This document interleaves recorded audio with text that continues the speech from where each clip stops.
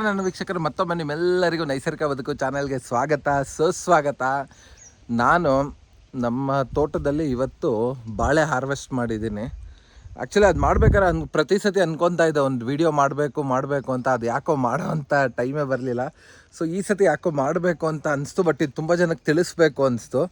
ನೋಡಿ, ಫಸ್ಟ್ ನಾನು ನಿಮಗೆ ನಮ್ಮ ಬಾಳೆಯ ಗುಂಪುಗಳು ಹೇಗಿರುತ್ತೆ ಅಂತ ನಿಮಗೆ ತೋರಿಸ್ಬಿಡ್ತೀನಿ. ಇದು ಒಂದು ಬಾಳೆ ಗುಂಪು. ಇಲ್ಲಿ ಹೋದ ವಾರ ಹಾರ್ವೆಸ್ಟ್ ಮಾಡಿದ್ದೀನಿ. ಮತ್ತು ಇದು ನಮ್ಮ ಎರಡನೇ ಬಾಳೆ ಗುಂಪು.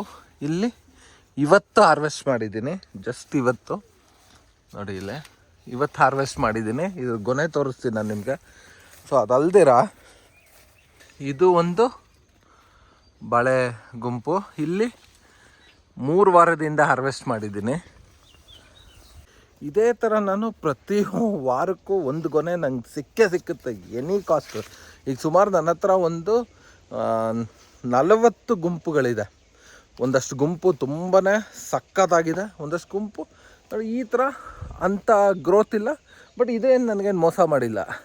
ಮಿನಿಮಮ್ ಅಂದರೂ 4ರಿಂದ 5 kg ಕೊಟ್ಟಿದ್ದೆ ಒಂದೊಂದು ಗುಂಪಲ್ಲೂ ಒಂದೊಂದು ಗೊನೆ ಬಂದಾಗ.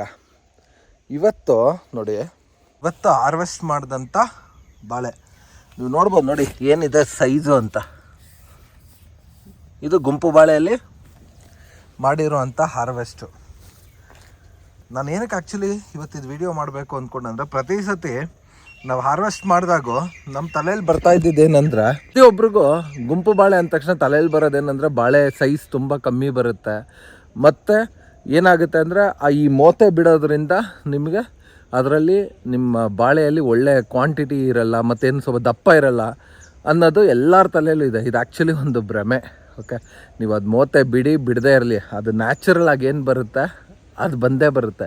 ನಿಮ್ಮ ಭೂಮಿಯಲ್ಲಿ ಫಲವತ್ತತೆ ಜಾಸ್ತಿ ಇದ್ದರೆ ತುಂಬ ಚೆನ್ನಾಗಿ ಬರುತ್ತೆ, ಫಲವತ್ತತೆ ಕಮ್ಮಿ ಇದ್ದರೆ ಚೆನ್ನಾಗಿ ಬರೋದಿಲ್ಲ. ಇಷ್ಟೇ, ಇದು ಬಿಟ್ಟರೆ ಬೇರೆ ಇನ್ನೇನೋ ಇದರಲ್ಲಿ ಲಾಜಿಕ್ ಇಲ್ಲ.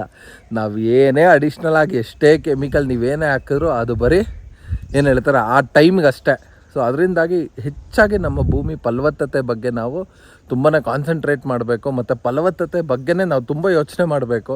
ಸೊ ಅದಕ್ಕಾಗಿ ಏನು ಮಾಡಬೇಕು ಅಂದರೆ, ನೋಡಿ ಎಲ್ಲ ಕಡೆ ಮುಚ್ಚಿಗೆ ಮೇಯ್ನು. ನೋಡಿ ತೋರಿಸ್ತೀನಿ ನಾನು. ಕೆಲವ್ರಿಗೆ ಅನಿಸ್ಬೋದು ಇದೊಂದು ಕಳೆ ಹಾಗೆ ಹೀಗೆ ಅಂತ. ನೋಡಿ ಮುಚ್ಚಿಗೆ, ತುಂಬಾ ಮುಚ್ಚಿಗೆ.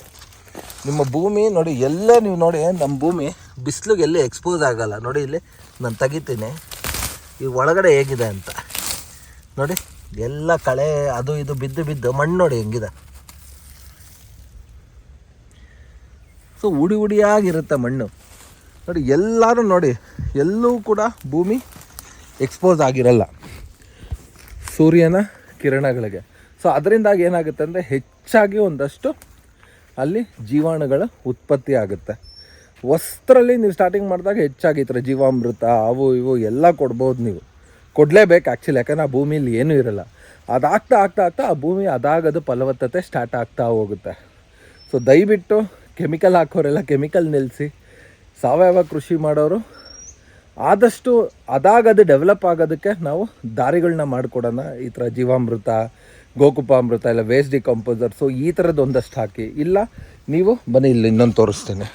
ಈ ಥರ ಒಂದಷ್ಟು ತೊಟ್ಟಿಗಳನ್ನ ಮಾಡ್ಕೊಳ್ಳಿ. ನೋಡಿ ನಿಮಗಿಲ್ಲ ಅನಿಸ್ಬೋದು ಇಲ್ಲಿ ಏನೂ ಇಲ್ಲ ಅಂತ. ತೋರಿಸ್ತೀನಿ ನೋಡಿ, ಎಲ್ಲ ಹಿಂಗೆ ಗಿಡ ಬೆಳ್ಕೊಂಡಿದೆ ಅಂತಾರೆ. ನೋಡಿ ಇಲ್ಲಿ ನಿಮ್ಮ ಮುಂದೆ ಜಸ್ಟ್ ಓಪನಾಗಿ ಲೈವಲ್ಲಿ ತೋರಿಸ್ತೀನಿ ಎಷ್ಟು ಇದರಲ್ಲಿ ಏನು ಎರೆಹುಳಗಳಿದೆ ಅಂತ. ನೋಡ್ಬೋದಾ ನೀವು, ಮಣ್ಣು ಒಂಥರ ಹೇಗಿದೆ ನೋಡಿ. ಇದು ಗೊಬ್ಬರ ಯಾವ ಥರ ಉಡಿ ಆಗಿದೆ ನೋಡಿ. ಇದೆಲ್ಲ ಎರೆಹುಳುಗಳ ಇಕ್ಕೆ. ಇವೆಲ್ಲ ನಮ್ಮ ದೇಶದ ಎರೆಹುಳುಗಳು. ಕಾಣಿಸ್ತಾ ಇದೆಯಾ? ಯಾವ ಬೇರೆ ದೇಶದ ಫಾರಿನ್ ಎರೆಹುಳುಗಳೆಲ್ಲ ದಪ್ಪ ಇರಲ್ಲ ನೋಡಿ. ನಮ್ಮ ದೇಶದ ಎರೆಹುಳುಗಳು ಹಿಂಗೆ ಸಣ್ಣಕ್ಕಿರುತ್ತೆ. ಸೊ ಈ ಥರದ್ದು ಒಂದಷ್ಟು ಹೆಚ್ಚಾಗಿ ನಿಮ್ಮ ತೋಟದಲ್ಲಿ ಇರಬೇಕು. ಎರೆಹುಳ ನೋಡಿ ಹೆಂಗಿದೆ. ನಾವೆಲ್ಲ ಹೊರಗಡೆಯಿಂದ ಎರೆಹುಳ ತಂದು ಸಾಕಲ್ಲ. ಸೊ ಇಲ್ಲೇ ನಮ್ಮ ಜಮೀನಲ್ಲೇ ಸಹ ಈ ಥರ ತೆಂಗಿಂದು ಇದು ನೋಡಿ ಹೆಂಗೆ ಕಳೆದುಕೊಂಡಿದೆ ಅಂತ ನೋಡಿ ತೋರಿಸ್ತೀನಿ. ಇಲ್ಲಿ ನೋಡಿ ಎಲ್ಲ ನೀಟಾಗಿ ಗೊಬ್ಬರ ತಿಂದು ಹಾಕ್ಬಿಟ್ಟಿದೆ ನೋಡಿ. ಇಲ್ಲಿ ನೋಡಿ, ಇಲ್ಲಿ ಎರೆಹುಳು ಕಾಣಿಸ್ತಾ ಇದೆಯಾ? ಯೋಚನೆ ಬಿದ್ದೋಯ್ತು. ಎಷ್ಟು ದಪ್ಪ ಇದ್ದಂಥ ಈ ಥರ ಇದ್ದಂಥ ಕಾಯ್ದು ಇಟೇಟಾಗಿ ಕಲ್ತ್ಕೊಂಬಿಟ್ಟಿದೆ. ಅದಕ್ಕಾಗಿ ನಾನು ಪ್ರತಿಯೊಬ್ಬರಿಗೂ ಹೇಳೋದು, ನಿಮ್ಮ ತೋಟದಲ್ಲಿ ಬೀಳೋವಂಥ ಕಸನ ಅದೇ ನಿಮ್ಮ ತೋಟದ ರಸ. ಸೊ ನಿಮ್ಮ ರಸ